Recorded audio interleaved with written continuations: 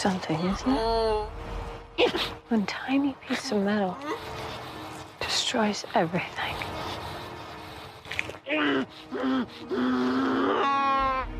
It ripped her insides out. Took her light away. From me. From the world. Now the one person who should be here is gone. A waste like you gets to live.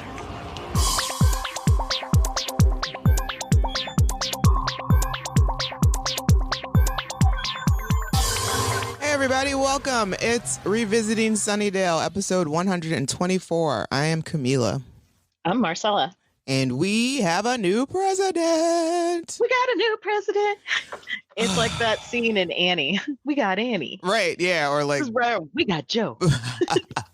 I think it's been like the Wiz Brand New Day. Like when Eveline gets killed and all of her workers start to peel off their ugly outsides. And I love that part too.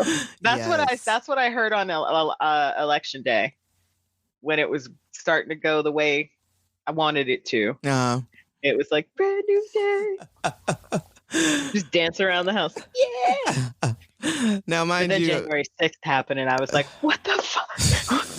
Y'all have lost your mind." Right. I'm just so glad that it's all over with and done finally. Just like, God, dude. Now, can I please just get a vaccine and go back to my life, please?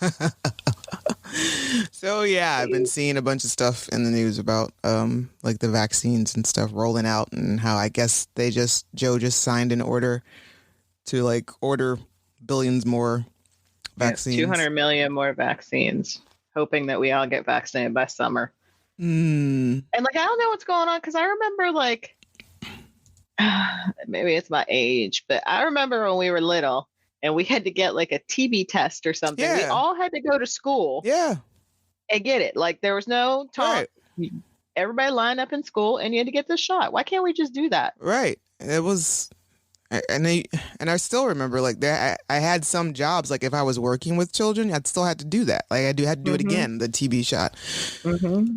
So yeah. Or like when my mom was young and they had like, what was it? Smallpox or polio, whatever it was back then. They all had to just do it. Yeah. I don't know why. I don't know. Maybe just because it's still so new that they just, we're charting it out fast as we can.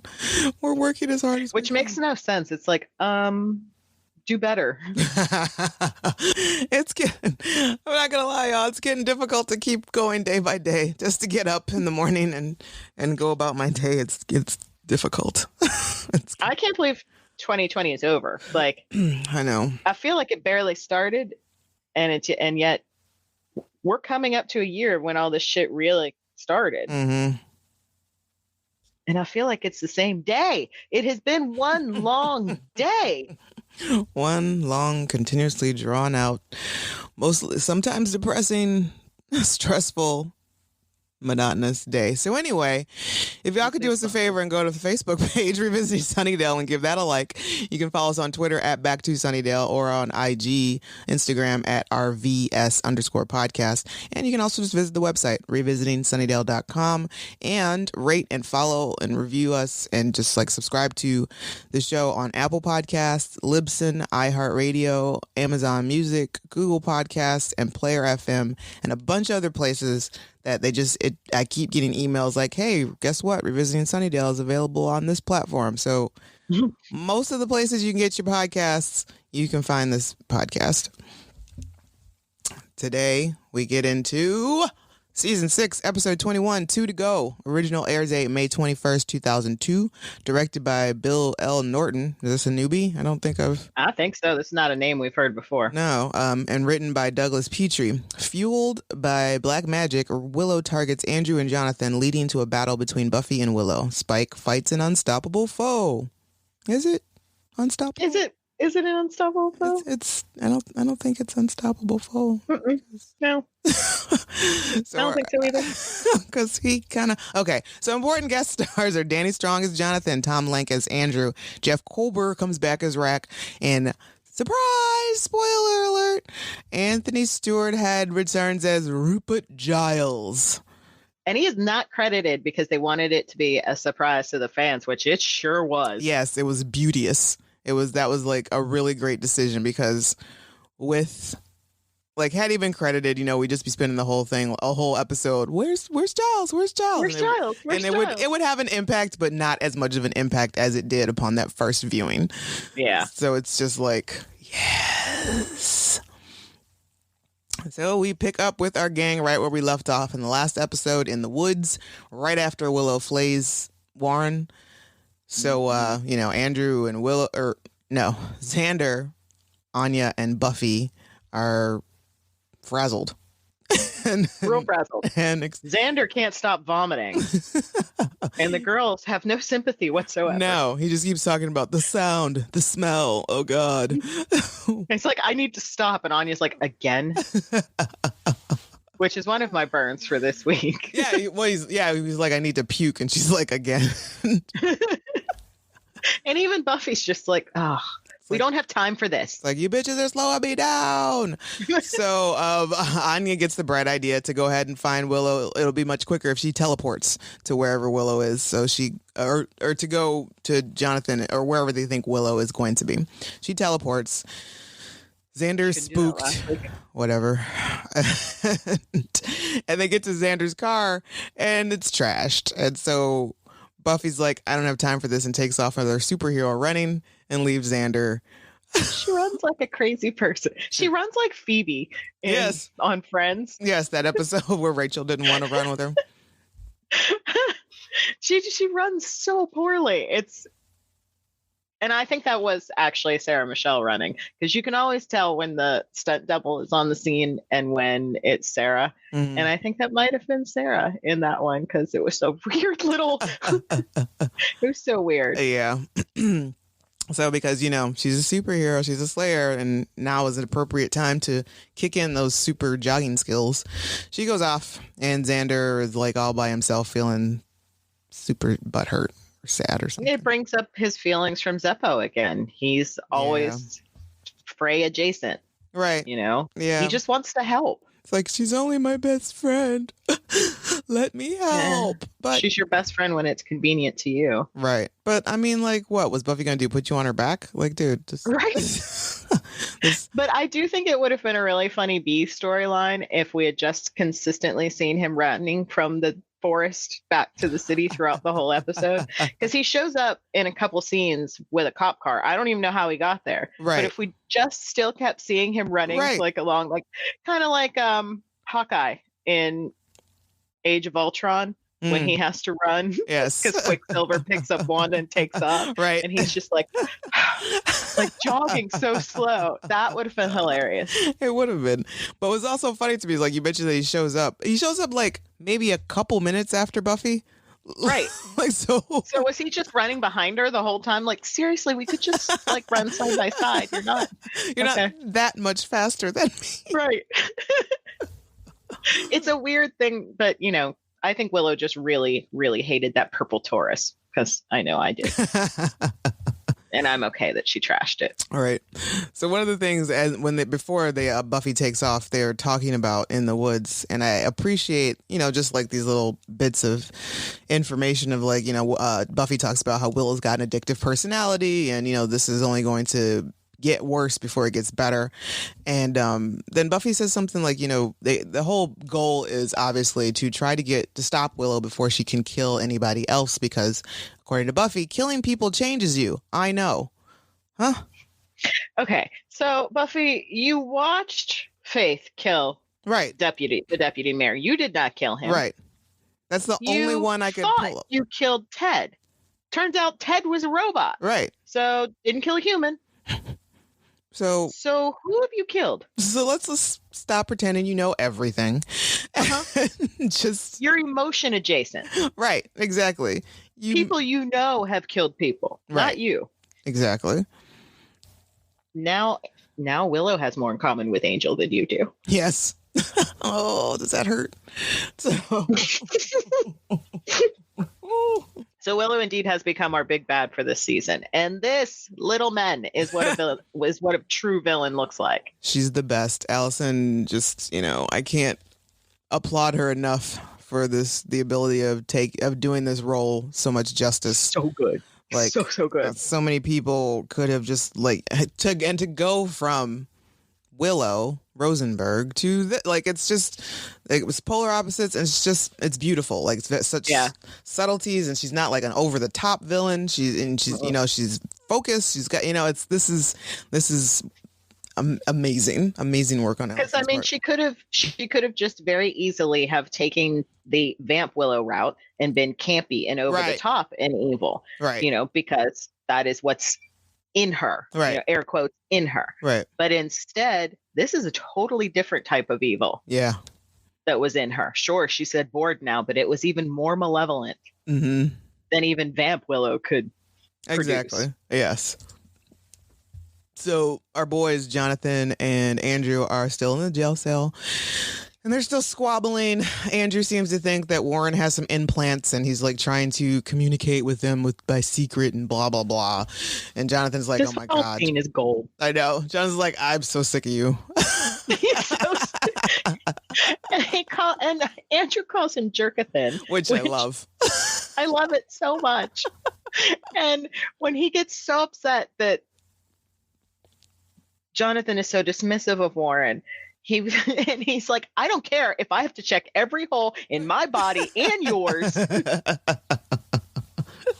So adorable. I know. Because he's so sure that Warren is going to come get them.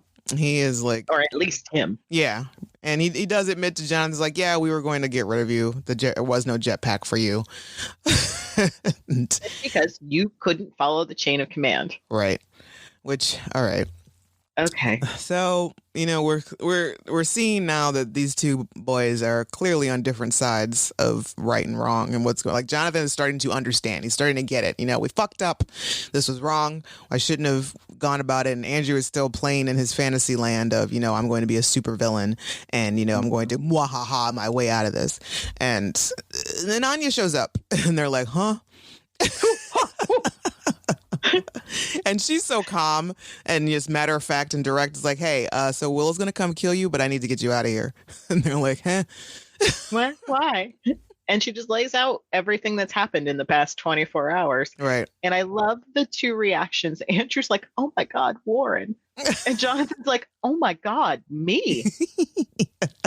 Right? Yes. Like, that is the reaction you have. Exactly. Forget Warren at this. Like, it's done. It's a wrap for him. Like, right? Or an unwrap. Ew. And so.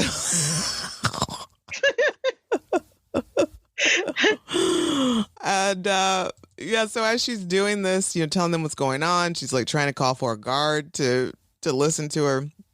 What's happening, and he's like, okay, I don't know what's going on, and she pops out of the jail cell because I guess just revealing magic is fine, right, in a crisis. Exactly. And the cop is all, what's happening, and she's like, look, I just need you to focus your brain around this right now. Like, there are things in this world that exist that you're not really ready to, but you need to be ready and you need to understand what's going on. In the meantime, and Willow, instead he's like, I'm gonna go see what's going on. I don't understand what you were saying. In the meantime, Willow shows up, and I do give her credit for not killing all of the police. She just kind of puts them to sleep or moves them in the way. So she's still very focused on what her intentions are. She's not just going on a killing spree. Except it's another sign of white privilege in this country.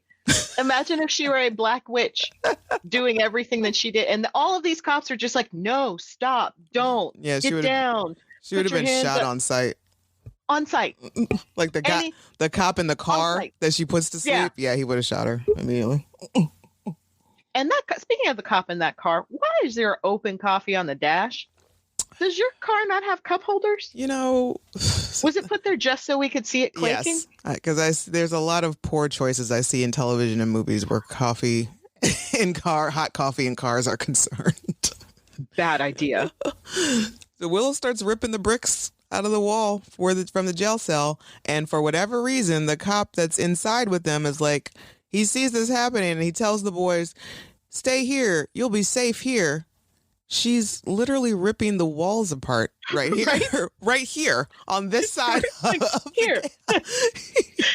And Anya's like, seriously? This is the last place they are safe.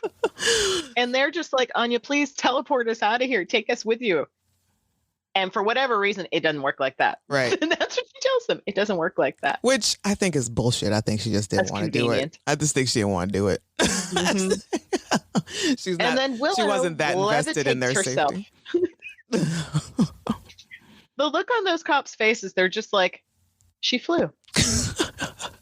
That would be we don't make enough. My resignation right then and there. It's like, I'm gonna turn in my gun and my badge here, and y'all can right down on the pavement, right then and there. Here's my badge. Here's my gun. Nope. If anybody needs to contact me about it, you know where to find. I'm out. I'm done. This is not for me. Not for me. And in the meantime, Buffy has snuck in the back door and she rips the bars apart, as Willow finds out when she finally gets up there. I feel like it took her way too long to rip brick by brick. Yeah. You couldn't just move the whole wall? Look, the way I'm going to go about this is like there are still levels to her magic. So maybe that like there's like this whole strength thing because, you know, when she gets on that rig, you know, the more magic she uses and she ends up losing it. She ends up getting drained. So yeah, that's how I'm going to look at it. Like it would have taken so much of her magic powers to remove the whole wall at once as opposed to brick by brick. But okay. Yeah, sure. So anyway. That disbelief. Yeah. So she's pissed because the boys are gone. And she screams loudly. Like, and again, they just kind of leave Anya behind. Like, why did Anya even stay there? I don't know. She should. And Anya, for a hot second, tries to talk to Willow. And Willow, no, stop, don't. Willow zaps her. Bitch, I ain't got time for you. Right.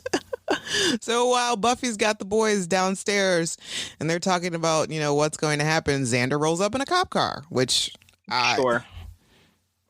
I mean, it just does a bit. Yeah, okay. So, like, I mean, did he run there and just found the cop car unattended right on site, or did he find the cop car along the way and drove? Because it just doesn't make any sense. I'm gonna say it was just left unattended while they all were trying to tell Willow, no, stop, don't. Right. And the boys are arguing in the back of the squad car, and Xander threatens to pull over and just give them to her if they don't stop squabbling. And they're arguing. They make a good point because they want to know why Willow's not right then and there. Right. Why she's not there. She just pop into them and kill them. Right. And much like you said, she needed an alternate mode of transportation, so she stole a big rig. With the driver still in it. Like she's on the hood of the big rig controlling it, and this poor driver. He's very upset. He just doesn't understand how mechanics work. He's like, well, I don't even think he knows she's up there. He is just confused as to why his truck has come to life. Right. And is hitting a cop car. But it's Jonathan that realizes that Willow is starting to drain, and she eventually does collapse on top of the rig. Mm-hmm. Thus stopping the rig. Drive away very slowly. Right. Which also in the car when you know, Andrew or whoever asks why Willow just doesn't wave her hands and kill them, Buffy makes a good point of like, she doesn't want you dead, she wants to kill you. and that's he's like, oh yeah, she does. That's terrifying. But then again, why? They didn't do anything. Sure, they were, you know, let's see where the magics take us, but they had nothing to do with what happened to Tara. You know what? You're right. Like they did a bunch of fucked up stuff along the way, but everything she's mad about, doesn't concern them. You got to, and this is where her addictive personality comes in. Right. She can't stop. Right. And, you know, and later on, I think Andrew points out, asks, okay, so when she's done with us, what if she turns on you guys? And Buffy is confident that she won't do that. Okay. In the meantime, there are very cute little B storylines in this episode, and one of them is Dawn and Clem. Clem's babysitting service. He's so cute. I want a t-shirt that says Clem's. You can make me that with the cricket. Yes. I want one that says Clem's babysitting service. I am here for it. So Clem is having a taste test of what looks like possibly Fritos versus Doritos. He's very into it. He's very into it. And I love his reasoning behind why the Doritos don't get a higher score. Because they're too gritty and they kind of hurt his tongue. His delicate cat-eating tongue. And, you know, Dawn is an old connoisseur of taste tests, having done the little bits of cereal tests with Giles and the peanut butter banana quesadilla. So this should be like right up her alley. Like this is like, you know, what she gets into, but she is distracted. Yes. She's really concerned about Willow, and like she even like, you know, double talks. She's asked Clem like, do I look like weak and helpless to you? And he's like, no. And she's like, well, why am I stuck here? I should be helping. And he's like, your sister's a slayer. She trusted me with you, and I'm trying to stay on her good side. I don't want to die. Right? And then she's like, well, Spike would do it. And he's like, Spike ain't here. And that is not, you go ahead and tell her that. Right. Well, Spike would do it. No, that's not a good reason. That is not a good reason. But speaking of but Mr. she wears Spike, him down. Mr. Spike is shirtless. He's all kinds of shirtless. And he's ready for his first trial with our mysterious demon in a cave in some unknown parts of Africa, I assume, because it always has to be Africa. So he's on for his first trial. He has to fight flame fists. Yes. WWE reject flame fists.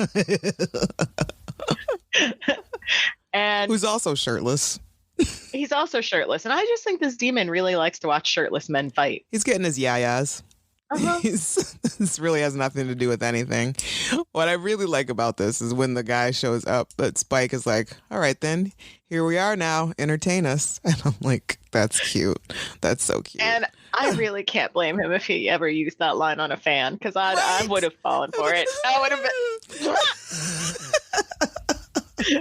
And I don't know why I never put two and two together that it is Nirvana. Smells Like Teen Spirit. Yeah. Never put two and two together. I'm just like, say things, Spike. Say it again.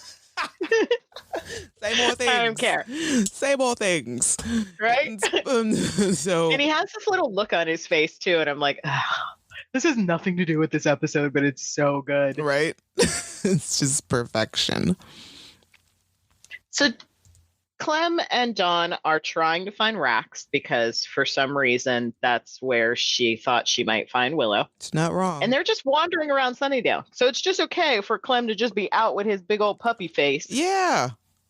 Just wandering around Sunnydale at night. Because before he mentioned when he was suggesting, like, maybe we go to the movies, I'll go get my sunglasses and hat and big coat or whatever. Right. But he doesn't have any of that. He's just out, wings are flapping.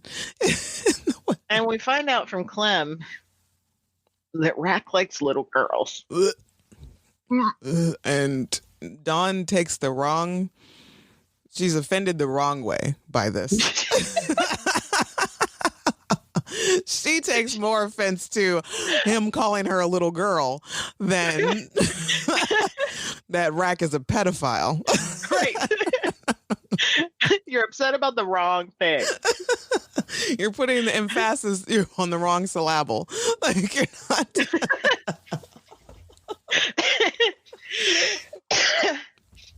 Why is Buffy wearing a hat and mittens? Nobody else seems to be concerned. Like Dawn isn't Dawn like just out and about with just like a little light spring jacket? A little light spring jacket and a crop top, I think. Right. But Buffy has on like a knee-length trench coat, hat, and mittens. Okay, whatever. I do appreciate how uncomfortable Clem is about finding Rack. It's like, the reason why his place is cloaked because he's shady. He's a shady motherfucker. He's straight called. It's really funny how he called him shady. Right? It's like, you may as well have said, I would have loved it if you like FCC rules be damned. It's like, you just be like, because he's shady as fuck, Dawn. Like, I don't want to go there. You're definitely going to get me killed by either Rack, because he don't like the floppy kind. Right. He doesn't like me. Why do we have to go here? Oh, God. So we get back at the magic box with Andrew and Jonathan still complaining. Bitches. They're doing a lot of bitching. We're trying to save you. I know. But what's that? But still, like, you know, Andrew's the only one that's complaining, really. Jonathan is trying to be on the right side of things. Like, he's trying to be helpful. He is. He's even trying to help. Right. And they just keep shutting him down. They're like, shut up. We don't want to hear it. But, like, in the meantime, Anya says that she can no longer feel Willow, so she has no idea where she is because, like, whatever Willow's feeling is past vengeance now, and so it's not in Anya's wheelhouse. And, sure. You know, and she... and, you know, and obviously, you know, Willow drained all of the magic books. And so they're trying to figure out some stuff. I guess there's a case underneath the register with some special magic books in Sumerian that she did not get Why to. was that not up at the top of the unlocked? What made that special that you hid that under the... Right. There's still no mention of why that was the special... That's the special locked box under the cash register book. She didn't get this.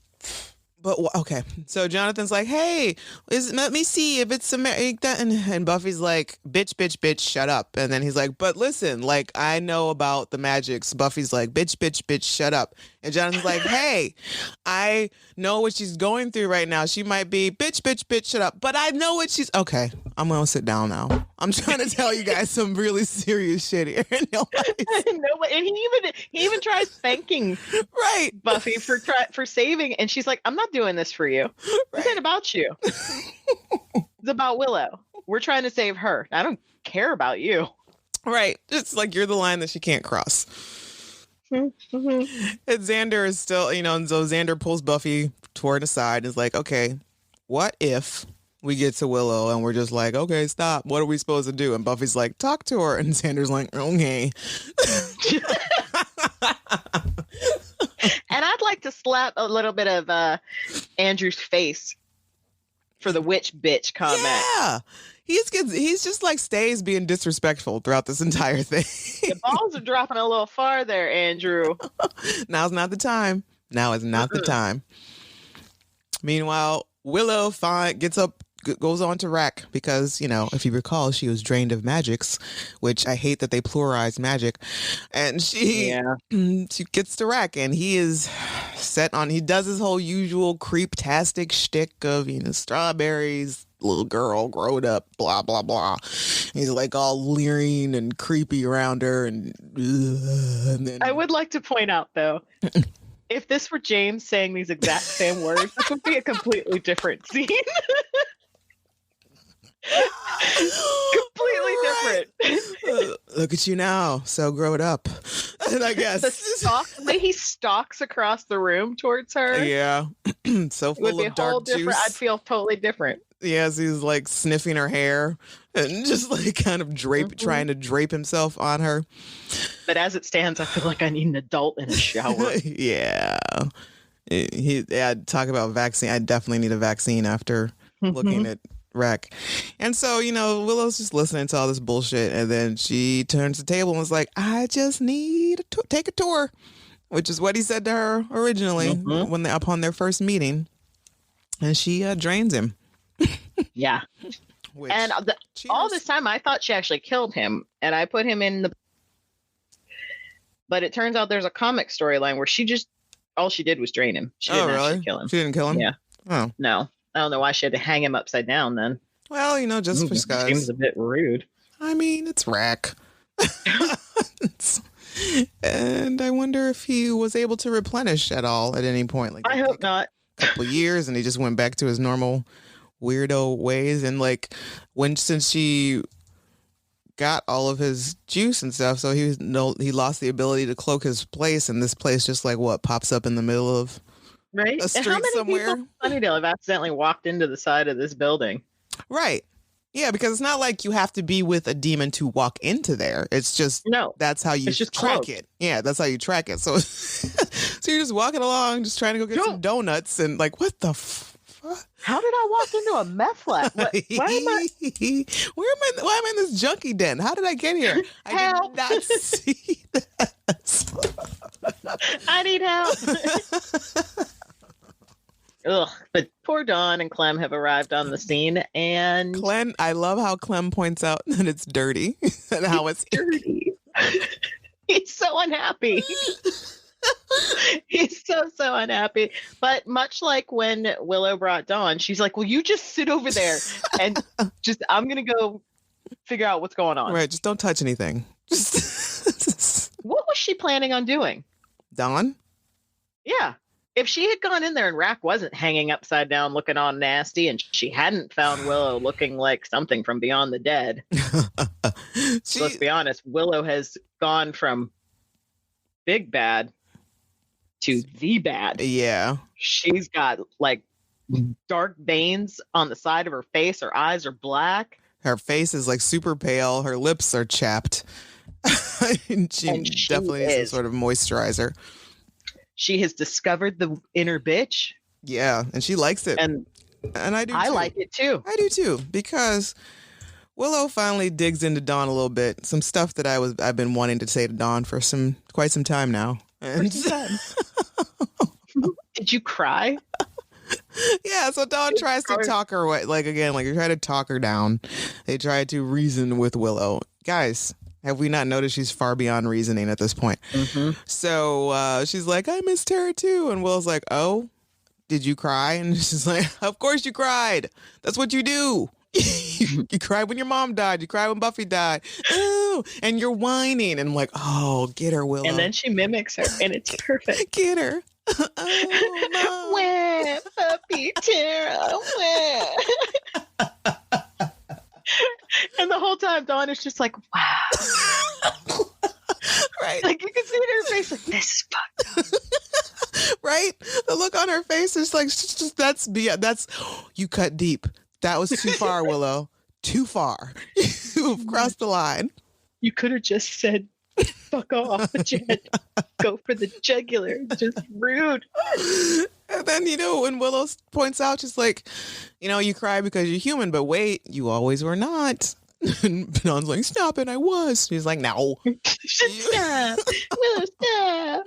Where, Willow? You used to be just a ball of energy. How about we send you back? And I think she full on was about to. Right? If Buffy hadn't watched, she was like, I'm gonna need you to back up right now. I think she was about to kill Dawn, which yeah, whatever. Things happen. And then Willow, Buffy's like, back up. Willow's like, buzzkill, I wasn't gonna hurt her. And Dawn's like, she was gonna turn me back into it. And paddles immediately. And speaking of crybabies, we go back to the magic box, and you may think I'm talking about Jonathan and Andrew as crybabies, but no, it's Xander. Who is up Anya's ass? Giant fuckboy. Who, yeah, he's like all on her back, like breathing down her neck while she's trying to decipher the stuff. And he picks now to start bitching about their failed relationship. Mm-hmm. She's like, you're too close. Yeah. Well, how am I supposed to read? I don't care. You know what? And then he says something about whether don't care whether I live or die. And she's like, I care. I just don't know which one I want. Yeah. Which, ooh. And one of my other burns is that she goes on, they have this whole long discussion about everything that's happened, and she says to him, there's nothing in this world that would give me greater or more lasting satisfaction than to reap bloody vengeance upon you, Xander Harris, but I can't, not officially, not magically, so smile. It's your lucky day. You got away with it. I can't hurt you. And he has the gall to respond with, oh, right, because you varnishing the table with Spike, how could that possibly have hurt? Like, you know what? And instead of returning his anger, she just simply says, that wasn't vengeance, it was solace. And that has to hurt a little more. Right. But then again, like, he still doesn't allow that to sink in. He's still just kind of like, okay, let's talk about me some more. Let's don't you want to come to my pity party? No. I need you to fuck off, Xander. Yes. That's what I need. You're not needed here. No. Go back to running in the desert until we need you. He just does like an entire, he's just really picking the wrong moment to be so self-absorbed and just like, again, like, it was you who did the leaving, sir. Right. So stop trying to make her feel sorry for you and stop trying to make her feel guilty about something, because she didn't do anything that any other woman who was left at the altar wouldn't done. You got off easy, quite frankly. Right. And she even makes a point of saying like, oh, if something bad happens, what are you going to do? Propose? I love that. If it weren't actually my burn of the week was actually Willow's read of Dawn, but that was a close second. We ain't gonna do propose. It's like, oh. You're right. Anya, I do feel bad for her. But she does look adorable in this episode. She does, with her little perfect ponytail. Mm-hmm. And so, she tells, after all of it, she's like, I can't kill you, so I just have to settle for hating you. So go away, because you don't get to play the martyr. Right. Which somebody needs to get him the T-shirt, a tattoo, something that says you don't get to play the martyr. Stop it.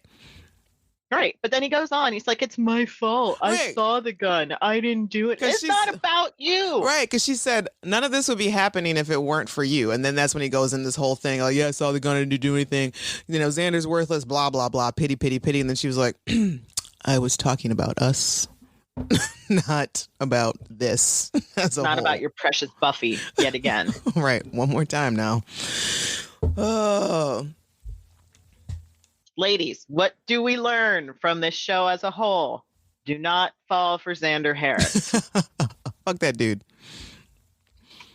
So back at Rex, which Buffy is talking to Willow, and and Buffy again, we're trying the whole let's talk to her, let's reason, and Buffy tells Dawn to get the fuck out, and Willow's like, nah, nope, she stays here. And so then Willow starts to do like this self-evaluation. She starts, it's fantastic. Yeah, she starts talking about what happened to the mittens and the hat and the coat. Like, she tied her hair up. I think she left. Like, did she come in the room and like, I'm gonna need you to get away from her? Let me take my hat off. Did she have my mittens and my coat? Did she have the hat and coat on when she got there? I don't know. I know she took. I remember her taking the hat off at the magic box, but that's the last I think of it. But so Willow starts to talk about herself and how old Willow sucked and how she loves new Willow, and how old Willow was like the sad, mousy little thing, and obviously the Willow from seasons 1 through 4 is what she's referring to. And how, Willow's she was just junky. Right. Yeah. So like how she was so small and insignificant. And then, the only time she felt alive was when she was with Tara and she felt seen, and then she felt this happiness. And now that's been taken away from her. And now Willow's a junkie, and she's kind of happy with it. But and the whole time Buffy's just like, I know this hurts. Shut up. You don't know shit. You were never there for her. You hardly ever listen to her talk about anything. Right. Sure, when she was addicted to magic, you helped her by throwing all of her stuff away. Right. And it was like the last minute. It was like it wasn't until Dawn actually got hurt that you started to see something that was happening. Yeah. And then we get what I think is one of the absolute coolest scenes I've ever seen filmed on this show. Yes. And so now Willow has read Dawn, and she has read herself. Let's talk about you, Buffy. Let's talk about you. About how much you like this world with your insane asylums and your, being dead, and how you were happier, and how you're screwing a vampire, and you were happier when you were dead. Yeah, you were happier when you were dead. The only time you knew peace was in the ground until Willow brought you back with magic. And as she's saying all this, like, we slightly see the background spinning a little bit. It's very subtle. Like, if you because of the intensity of what she's saying and of what's going on between Willow and Buffy in this moment, you almost kind of don't see what's happening because you're very focused on the two actresses and on what Willow is saying. And then, we start to see, like when you pay attention to it, you see that we're coming from Rex, and then we're slowly get into the magic box. Yeah. and Buffy looks like she's going to puke. It's Fly. It's super Fly. Dawn collapses. Right. And Willow's like, yeah, it's the trip can be rough if you're not me. Yeah, because she, unlike Anya, can teleport people with her. Which, dope. And she immediately attacks Andrew and Jonathan with this blast of magic. Yep. But my question is, is Clem just left at Rex? Confused? Yes. He's still sitting in the waiting room at Rex for I don't know how long. Not touching anything, just like being really skeeved out and afraid. I would have loved if he'd have just pulled out like a napkin from his pocket and sat it on the couch and sat on top of it. He was sitting there reading like a 1975 People. Right. Like Farrah Fawcett on the cover or something. Yes. We see that Anya, the reason that this blast of magic is not affecting Andrew and Jonathan is because at the proper moment, Anya has grabbed the secret Sumerian book, ran around the corner, and she's just repeating a spell over and over and over again. And it's blocking whatever Willow's trying to do. Yeah. And Andrew and Jonathan are like, I don't. Why aren't we dead? Right. They don't fully understand what's going on, I guess. So she keeps trying to blast them. It's not working. She's like, okay, that's cool. Just because I can't do a spell on you doesn't mean I can't do it on myself. And she boosts her super strength. Which is pretty great. She gets all super strong and whatnot. And starts. Except now we have to stop that cool scene and get back to Fire Fist getting his ass kicked. Okay, we get it. Spike won the first trial. Okay. And then, Mysterioso is like, all right, you now time for the second one. And Spike's like, wait, huh? More? And it just keeps cutting back and forth between these two scenes. And it's annoying, actually. It is. Because we don't even think we get to his second trial in this not episode. For a while. I think it's not until the next episode where we come back to Spike and there's the second trial. So, back at the magic box, which is more important things that are happening. And stupid Buffy is just like, come on, Willow, stop before somebody gets hurt. And she's like, how about I stop just after? So dope. I love her so much. Right? The delivery of that line, so perfect. So perfect. So perfect. So Jonathan and Andrew have grabbed swords to try to protect themselves, but they're, still a little poopy scared, which understandable. Mm-hmm. And so Willow's just like, okay, I'm real impressed with this spell. Which one of you boys did it? Doesn't really matter. I was just curious, and neither one of them know what's going on, what she's talking about. So, since Willow is super strong now, she's like, because now she's super strong enough so she can beat them to death. Dope. Mm-hmm. Mm-hmm. And Buffy finally is like, okay. Yeah, she steps in front of them. And she's like, I don't want to hurt you. And Willow bitch slaps her across the room. Or no, she gives her an uppercut. Like she punches her and Buffy goes crashing into some bookcases. And Willow's like, that's not a problem. We can do this. Buffy's like, I said I didn't want to hurt you. And they start to fight. Yeah, and it's a nice little callback to the season 2 fight between Spike and Drusilla, where Spike is like, I don't want to hurt you, pet. Right. I said I didn't want to, not that I wouldn't. Exactly. And so while the ladies are fighting, Xander decides to take everyone to go run. He tries to take Anya. She's like, I can't if I have to stay here and do this spell to keep blocking Willow's spells. So Xander, Dawn, and the boys run off. They leave. And actually, there's quite a few good burns in this one. This other one is when Willow stands up and is like, oh, Buffy, you need to have every square inch of your ass kicked. I love it. Absolutely love it.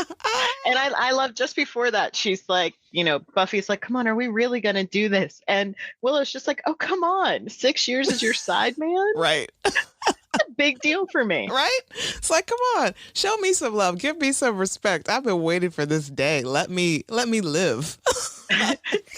And Buffy's like, you have no idea what it means to be a Slayer, but I'll show you. Show me. Do it. Let's do this. Do it. And the women's stunt doubles get a very great scene. It is very obvious that it is 2 stunt doubles. Yeah. And Xander has taken everybody, and they're just running down the middle of the street in Sunnydale because there's never any traffic, apparently. Nope. And they don't know where they're going. Nope. They don't know where to go. They don't know what to do. No idea. And Andrew's like, we're going to go to Mexico. Me and Jonathan are going to run off and escape. And Jonathan's like, no. We need We're not going to do that. And also, like, Andrew's like really complaining, like, you don't have a plan for us. You know what? How about you come up with some stuff here? Like, right? Like, I need you to be a little more proactive yourself. Like, I am doing the best that I can. And in the meantime, Buffy and Willow are still fighting. And it looked for a second that Buffy, she got Willow, but Willow's like, get off, super bitch. And kicks her into a shelf. That's so good. So much fun. And then the very next scene I love is the group is still running through the alley trying to get away, and Jonathan is plumb tuckered. He's like, I can't run anymore. I can't run anymore. I don't want to run anymore. And we just keep bouncing back and forth between these 2 scenes. There's fighting, there's arguing, there's fighting, there's arguing. And Buffy finally, she kicks Willow across the store right at Anya's feet. Oh. And Willow's like, oh, hey, you're still here. This is where this is coming from. It's like, looks like I've been beating up the wrong gal. Right. And I also love, and I love that when Willow's just like, you can't chant if you can't breathe or whatever, if you're not awake, and she grabs her by her throat. And Anya's like, help me! And Buffy's knocked out on the floor, like maybe 5 feet away. And Anya's like, help me! Help me! It's like it's a very true reaction. With the stupid boys in the alley, and they're arguing about, we need to turn our, Jonathan wants to turn himself in. Andrew wants to go. He holds a knife to the sword to Xander's throat. Jonathan grows some balls and holds his sword to Andrew's throat. He's like, let him go. We're going to turn ourselves in when this is all over and do our time. And they're back and forth. No, it's your move. No, it's your move. And Jonathan pokes the sword a little bit deeper into Andrew. And he's like, ew, okay. I was just playing. And he puts his sword down. Yep. And poor Anya gets thrown into a stack of books. Could have been much, much worse. It could have been. Like, she could have, broken your neck, Anya. Like, all you got was, a little concussion. While Buffy's napping. Man, Buffy, fuck you, man. And she jumps up as soon as she knocks Anya down. She's like, whoop, I'm up. Yeah. She's like, no, it's fine. And Willow has come to the realization that everything is about power. It's all about power. And she blasts Buffy across the room and she says, there's no one in the world that has the power to stop me now. And then our big hero shows up.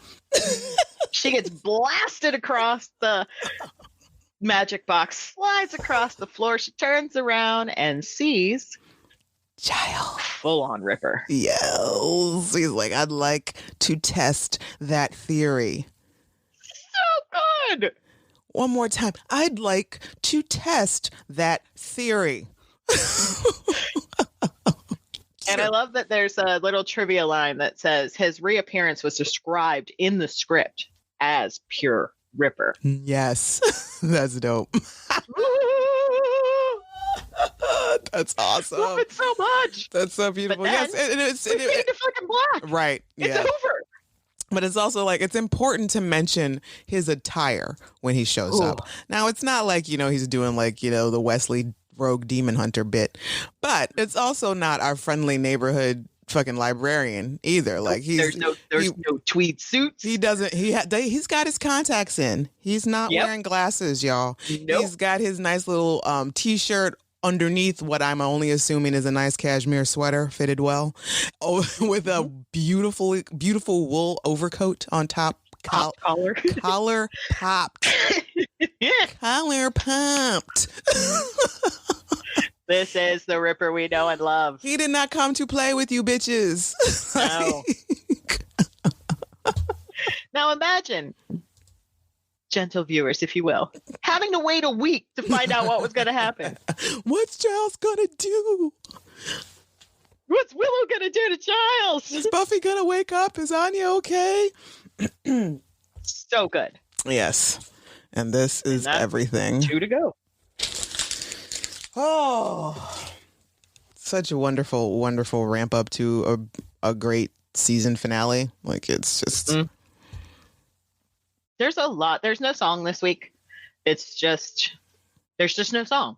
Right. It's just score, which is cool. There were several burns throughout this episode. And I think we mentioned them all as they were coming. Yep. And bodies dropped. The only one. I guess, I mean, technically you could say Willow made a few cops go to sleep.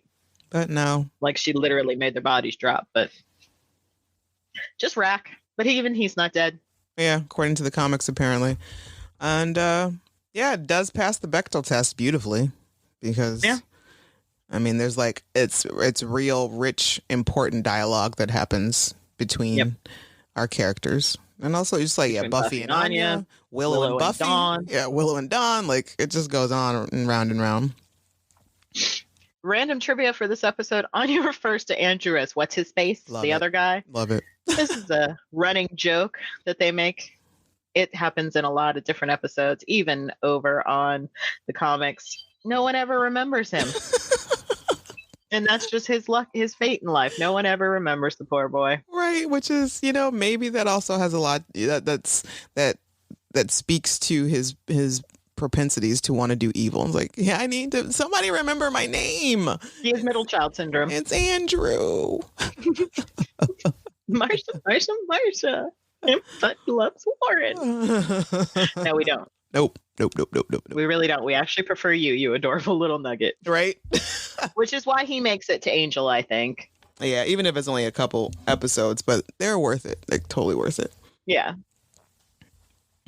Next week's episode is Grave. It is the season 6 finale.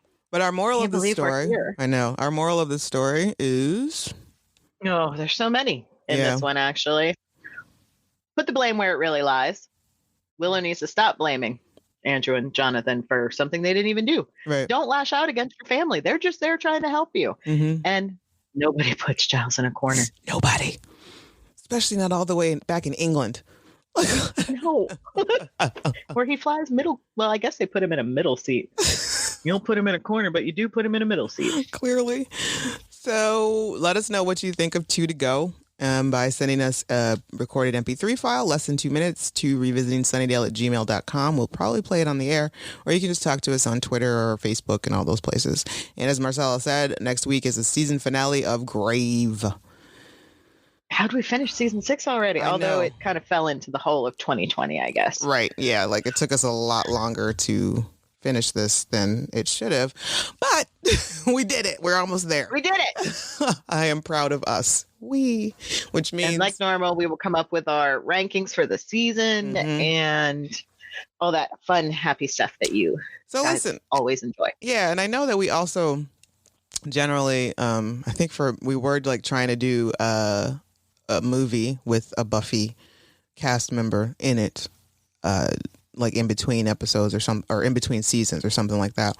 And I just forgot the other day, like I was rewatching 17 again, and I forgot that Michelle Trachtenberg was in that. And I love that movie. It's such a good movie. So I love it so much. If there is a movie that you want us to talk about before we get into season 7, let us know. All the same applies. Revisitingsunnydale@gmail.com or on Facebook or Twitter or Instagram, however you know how to get to us. Yeah. So, all right. I hope you guys, I also would like to know how y'all are listening and watching. Like, a lot of you just people, you've already seen the episode so many times. You already seen the show so many times. You don't need to watch the episode with our podcast. Or are you new timers? You're watching and then listening, or, how's it going? Yeah. I'd be interested to know that as well. I know a couple people had to stop listening until they finished the show because we were spoiling some things. Hey, that's on y'all. Yeah, like, I mean, the show is old. It's old, and it's going to be spoiled. So either you don't care about it or you don't. It doesn't bother you. But if it does, you should probably watch and then listen. Watch and then listen. Okay. Put it down and step back. All right. Again, so thanks for listening.